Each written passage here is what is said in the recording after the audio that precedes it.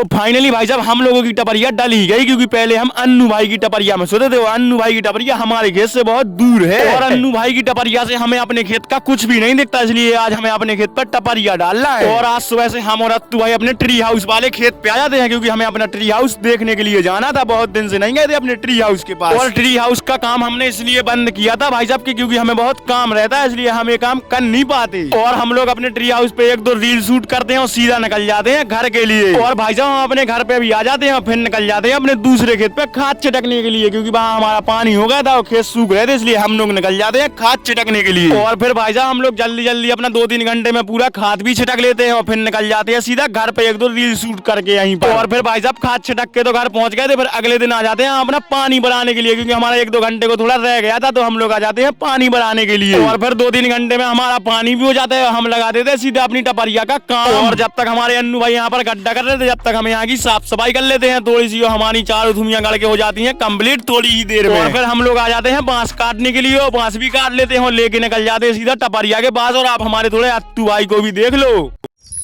वाह क्या मुस्कुराहट है जैसे।